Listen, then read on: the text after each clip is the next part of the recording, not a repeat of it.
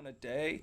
We can't fit them. What do you mean we can't fit them all on one plane? Yeah, They right. can climb on. Hold on, interruption. Oh, it's the dog. Never mind. Okay. Um, you know what I mean? It's just, and honestly, I think it's so bad for Biden personally, bro. Like all these images of that overrun airplane and stuff, I just saw that. And I'm like, this is just the beginning, but I think he's freaking done. It really, at least in my narrow perception, like, seems that a lot of people in the media are just turning on him. Well, yeah, they propped him up, you know, So I think, yeah, and now I they're think, going to tear him down. And that is sort of a, which is uh, why I texted you last night. Why, like, they're just cannibalizing him now. Basically, he'll be within the year, like, impeached that 25th or whatever amendment for like not being able to yeah. handle office, and then we're gonna have a Kamala Harris, and I really wonder, is that the point you think where just it's truly game over and like 1984 comes? Or do you think that's the point where it all just collapses on itself and the democratic machine just completely just disintegrates? I don't know. I'm not sure at this point. Because we've been saying for years now, this whole like super left thing has been unsustainable, and like this is a lady who cannot answer any questions with anything than other lots of giggles, and it's Yeah. just it's it's embarrassing. That's gonna be the president soon. I'm willing It's to a bet. term offensive. Yeah. Well, if you listen to the real guy, I mean, I'm talking about guys like Rob O'Neill and people like that on TV. They said what my people have told me. We have the capability right now to go in there and get those people out of there if it was a military offensive. Yeah, they don't want to play offense. It's almost like they don't. It's like they don't understand that if there's ever going to be a mission that you're going to get your troops on board with, getting your people out of hell. Yep. So yeah, we're going to have to kill a lot of people and we might lose some, but you probably Yep. should have thought about that before you abandoned the country and didn't bother to get the equipment out, and now you're fighting a way harder enemy, and now It would fucking be a direct mission without a lot of fancy, footwork, and other stuff. It would be a direct mission. Let's just get in there and get them out of there. exactly. And I've heard Blast the so piss out of many anybody that gets in our way. And I've heard some really unexpectedly pathetic excuse making that, like, oh well, then you're just having a forever war. It's like, no, the the point is to get everyone out of the country. That's what we call an operation. That's like, Right. we have one goal. We got one job to do. We don't have to fix this country. We don't have to control it all. We just have to leave. We just have to Right. figure out the horrible, terribly rocket science of putting a few thousand people on planes over the course of many, many months to get them out of the country. We couldn't do it. Yep. We couldn't do it. They're fucking trapped. We probably aren't gonna get everyone out, and it doesn't seem like we're even trying as hard as we could. Oh, we're not. Definitely not. Well, certainly, if you looked at it, well, there's several ways to look at it, but if you looked at it in terms of military resources, we're not even tapping into our resources. We got, okay, sharpshooters. We got sharpshooters. Yep. We got bomb experts. Yep. We got chemical weapon experts. Yep. We got them all. How can we use them? They're not even going down that road, which is what's bothering a lot of the military guys. They're not even tapping into the resources they have. Well, I think the reason though is, Bob, is that I think we're dealing honestly with a new Taliban that really respects women and they respect Yes. human rights, and they need to run an economy, Bob. So they're just gonna Right. basically become us. It's like Right. the, just the propaganda peddling on behalf of the Taliban I've seen is just, I want to vomit, dude. I know. Oh no, the Taliban's. I'm not saying they've gone woke, but they're having a identity crisis. And it's like, no, doggy, Yeah. you are. The Taliban, I say what you want. I think they know who they are. They know who they are. Yeah, they're not getting caught up in the woke politics stuff, you know? The transgender stuff. Not at all. I've heard a theory, and I haven't looked in enough to know how valid it is, that the recent years of peddling all the woke trans stuff is what basically grew the Taliban numbers from like 30,000 to 200,000 in just like a couple years. Really? I mean, when you think about that level of cultural micromanagement, and I don't know, like, if and how and when it was pushed and how much the regular Afghan, like I said, I haven't done a deep dive, but that's one theory I heard, is that you're trying to like culturally reprogram this very hyper conservative fucking society, and like it doesn't matter how many people, regular Afghani people, might or might not be on board with it. The people with the guns never will be. And Right. they're going to be the ones taking over sooner or later. So it's a kind of a moot point. Absolutely. It's fucked up and sad, but it's just, you're not going to, unless you're willing to just spend 100 years and just empty our treasury and commit the whole army, and it's just not going to happen. Are you familiar with the woman who just wrote that book on the transgender stuff? Abigail Schreier, I think it is. Does that ring a bell with you at all? The name does, like, barely, but I don't know anything about her or the book. Okay, the book is called Irreversible Damage, and it was just published recently, and it's about the transgender craze. The subtitle is "The Transgender Craze Seducing Our Daughters," and it is a phenomenon because it the specific age groups that occurs within our, basically middle school to high school girls. I mean, that's the population, that's the demographic. And then she gets into a lot of the stuff and the reasons why this has happened, and it's very interesting. And a lot of people are reacting to it on a lot of different levels. But recently, on her speaking tour, she had Jordan Peterson with her, which I thought was interesting.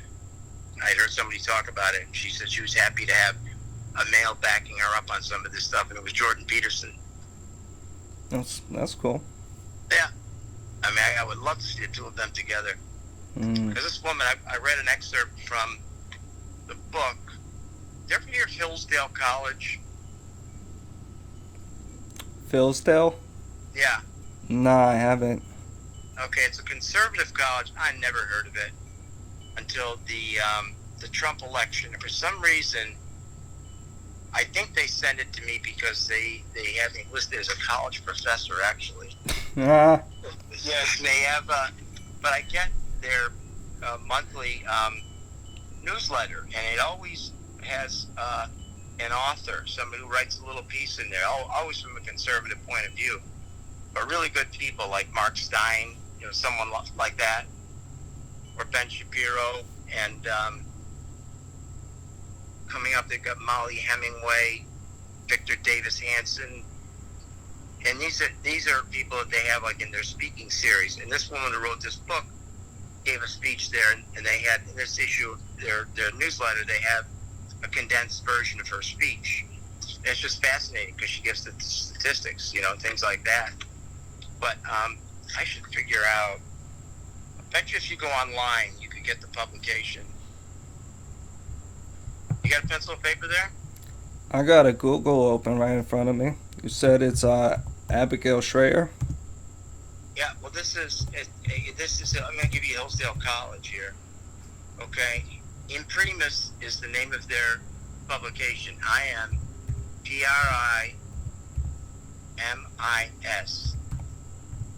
And it is free upon request. Please let us know of anyone who would like a subscription, and it's free. Oh, I see it. Hillsdale College. Yeah, I've got it open. I got it open in front of me. I see gender ideology run amok, and I hate to say it, Bob, because it's not something I have done an extensive enough study to say it's like, say this in an absolutist term at all. And, I love everyone, but trans people are a sign of a civilizational apocalypse. Yes, exactly. I hope everyone has a happy life, trans, not trans, I don't give a shit. But I think there was a comedian, Andrew Schultz, who said it really well. There's no, like, trans bathroom in a refugee camp. You know what I Right. mean? It Exactly. is just Yeah. not a problem. Like, there's a certain Maslow sort of pyramid of needs, and it's just like you need to reach a certain point of, like, comfort, I think, for people to even contemplate such a thing. You know what I mean? Yeah. Not that there's Yeah. anything wrong with contemplating it, except that, it's kind of just, I think, in a lot of ways, preyed off groupthink, preyed off people's Oh, more or less absolutely. good accepting nature, because even people who aren't like crazy about the trans stuff, like the vast majority of people are like, whatever, I don't care. Just Yeah. don't like force like 5 year olds to make that choice and tell them to. It's like, a bit like telling a 5 year old, yeah, you can own a gun and drive a car, you can do whatever you want. Right. Well, her consensus, and most of the people who speak out reasonably about this, I have the same point of view, is that social contagion. And it kind of fits in with the critical race theory and all that stuff. Yeah. The group thing you mentioned. Yeah, and part of why I think that is just because it's such a new phenomenon. Like, I don't. Well, at least in terms of like a widespread thing, Mm-hmm. and I just I don't know. I've heard studies where like just 20 years ago and like before, like it was just not really on even on anyone's radar. No, Just not at like all. period, you know. And I don't consider myself an expert in this area at all, but I've had a lot of parents call me up and ask me, about it, talk about it, in terms of their kids. I refer them to, there are a couple therapists who I knew who work in that area, but it's very interesting. Pick up on it a little bit. You'll find it interesting too to read about it, what's going on, the movement, and the people who were opposed to the movement, the people you'd suspect, same people opposed to critical race theory and some of the other crazy left-wing ideas. Yeah. But definitely subscribe to the magazine. The little publication is for free, and the articles are great. They had the article on the guy from, was it Evergreen College, the professor who got thrown out? I don't know. I feel like there are a lot of college professors that got thrown out. Yeah, can't remember what he did, but they had an article on him a few issues back. Yeah, man. I've got it open right in front of me, man. So I've got like a bunch of articles I can look at, and I've just got the page open for later after I get through this fucking class, which I got Yeah. today and tomorrow. Yeah, well, this publication is brief. The stories. You feature one person, one article, and they could take about 10 minutes to read, basically. Yeah. But good information. They do a good job with it from a different point of view. Totally different point of view. Yeah, man, for sure. Definitely check it out. And their speaker series, Victor David Hansen is going to speak about the dying citizen, how progressive elites, tribalism, and globalization are destroying the idea of America. That's pretty intense, huh? Dude, you want to know how we've been conquered? We've just been culturally fucking destroyed. There's a new hashtag out, I guess. What is it? It's freedom, but instead of ending freedom with DOM, it's DUMB. I like it. Freedom. I like it. Have you seen it? No, but I've heard it's just anyone who doesn't bow and kiss the vaccination ring There is you go. obviously anti-science. As Fauci was saying, it is you who are not the science. I don't know why I sounded like Arnold for a second, but the droplets are coming to get us. And yeah, the tyranny's never gonna end. We thought it once we got the vaccine, it was gonna end. But no, you can't get rid of such a great scapegoat because, all those black and Latina Trump supporters are anti-vax, but because of white supremacy, like just the Gordian fucking knots they put their brains in, Bob, to describe reality. It's It's incredible. it's beyond Orwellian. It's like a parody of fucking Orwell. I mean, Glenn Beck talking to someone from the Spanish community about, Latina is a beautiful, just sounds great. It's beautiful. They're beautiful people, and you're changing that to Latinx. Latinx. Yeah. What's the purpose? It sounds like a. Sorry, what? Yeah. What's the purpose, really? You know. Well, the idea is these elitist, mostly white, um, people got it somehow into their heads that a bunch of Central and South Americans care about gender neutral language when they've just had gendered language forever because, they care. In Mexico, like, they have a huge trans community. I don't know. I haven't looked into it, but it's basically this idea that if you make an X and make it Latinx, it's gender neutral. So it's not Latino, it's not Latina, because when everything's if you say Latinos, that means men's are dominant in society or some shit. And then there's just so many like regular Spanish people who are like, what the fuck are you talking about? Like, what? This makes no, like, I've seen videos where they've gone like to neighborhoods and stuff like Crowder and stuff and just like ask like, hey, what, I just want to make sure I'm saying the right thing. What do you think of this Latinx, Latinx, whatever thing? And they're just like, no. Oh, it's incredible. No, Latina. Yeah, Latina. See. Yeah. It's just like, it's like, that's what I mean by the comfort, bro. It's like you are so cozy. You literally have to invent problems to solve because of your white savior complex, because we're way too atheist. We still have like all the bad elements of like Christian guilt built into our like civilizational psychology. And like also that generous like spirit or whatever is part of what gets leveraged for, oh, just have open borders. Don't you care about people?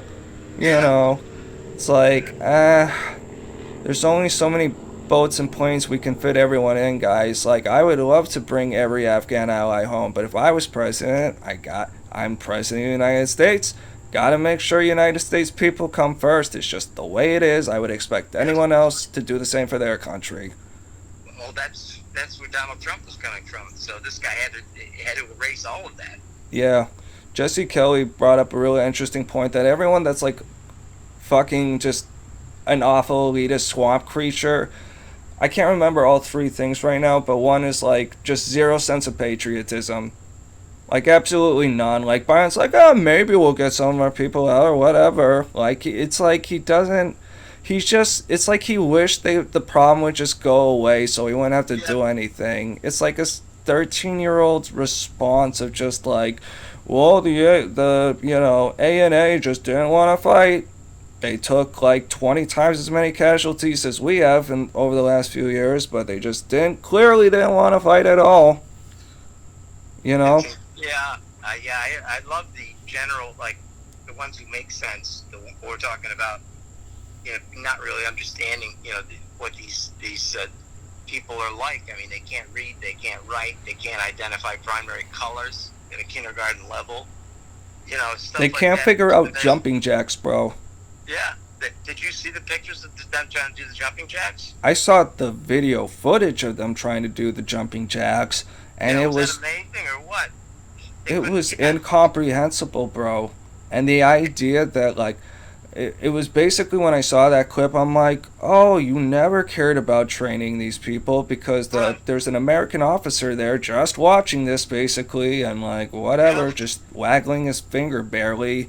And you just wanted to sell a bunch of guns and equipment and make a shit ton of money. And then once it all collapsed, it would cause a shit ton of just, like, chaos and war, and that Taliban would get all these guns, and they would make sure they're in charge of everything.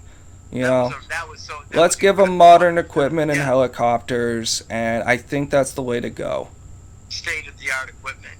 Let's give them night vision goggles, the whole shebang. Let's give them gas masks. Anything their little hearts desire, Bob. Let's just leave billions of that stuff. We'll pull our troops out, but we'll leave that stuff. And then we'll think about how we get that stuff back after we've lost it all. It's like Napoleon Bonaparte. Just like... Well, it's worse. Oh my god, I just, that's why I say sabotage, bro. It's like you could not tell me, and like, literally, I feel like a boy king could have figured out how to handle this one. I'm not saying you wouldn't have massive crowds of Afghanis having really bad days, but you didn't need all these Americans trapped and all this stuff lost and just completely just embarrassing. And all what you needed was a boob you could give the microphone to, and not script something and tell them to go at it, have at it. Which is just incredible. And I love the footage of his son with the hookers in the room. Did you catch any of that? I did, and just Biden, like, once giving his announcement, not taking a single question, just turning around and leaving. That clip, I'm just like, this is someone who we all knew he didn't want to be president, and this is the consequences of relying on a president who who just wants to sit on his porch and eat his ice cream and talk about the good old days when they first invented sliced bread and shit and whatever. Push a fucking hoop with a spoon. I don't know. Corn pop. The phonograph. You know the thing, Bob? Yeah, thing. The thing? Yeah. The thing. Yeah. I love the story about after the training they did, they gave them diplomas. And one general noticed they kept taking the diplomas and moving them around, and trying to what the hell they were doing. Well, they couldn't read them. They didn't even know how to begin to read them. They didn't know up from down. I mean, that's just insulting. It's really fucked up, bro. It is. Listen, I have to go shortly here, so do we need to should we throw any other stuff in the mix here? Very rich conversation today, Malcolm. So let me summarize that you seem to be doing okay. There's a person that's putting quite a bit of stress onto you, but not to the point where you're feeling about like you need to move out. The urge, the impulse you had a few weeks ago is not as strong today. Is that correct? I mean, not as strong, but again, today I was thinking about just moving out for a month. Okay. Or something. I don't know, because it's just... Is that even doable? I don't know. Because it's just going to be another 6 weeks of this hell, which means, like, half of the time I'm supposed to be preparing for this stuff. Like I said, I can go to offices and other spaces and whatever and figure it out, but it's just so toxic, bro. It just makes me sick. Well, I think that's a good thing. It's a blessing in disguise that you can go back to work and use it to your own advantage. Right. Space anytime. I'm sure you can go anytime of day or night, right? Right, but I'm just so worried about that being snatched away in the next few weeks or when the fall starts kicking in, but nothing I can do about that. What do you think's going to happen? New round of lockdowns? I mean, you heard about the new mask mandate, right? Since yesterday now. What is it now? Oh, no, that's just the one I heard yesterday, that they're going to start the 27th. Well, in Boston. Now my daughters, they own their brewery in Malden. Actually, I guess they were on the news last night. I still haven't seen it. I am just officially semi out of quarantine as of yesterday. But I still can't go into public places for another month. But they don't have the same regulations in Malden that they do here. Like their customers do not have to wear masks. They don't have to ask for fax cards and things like that yet. Yeah, man, this is literally becoming like a Civil War level fucking issue. You know what I mean? Like, it's really taken on a life of its own. But and how do you want to if you want to disintegrate a country, have them fight against each other? Start another, facts versus the unvaxxed, and it's all right there for chaos. It's sitting in front of us all. Yeah, you just censor anyone who questions one narrative. That's it. And then you wonder why people don't trust you and don't want your fucking...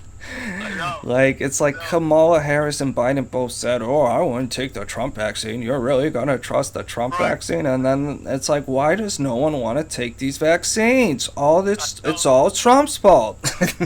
Yep. The children. They had a chance to take it. Crazy, but okay. So anything else you want to throw in there? Nah, let's just leave it off here, bro. It was great Okay. talking to you as always. Good. Hope our audience enjoyed it as much as I did. All right, is your LSAT on target? Going okay? It's going alright. It's just gonna be a lot of work, but that's a me problem. Yeah. Okay.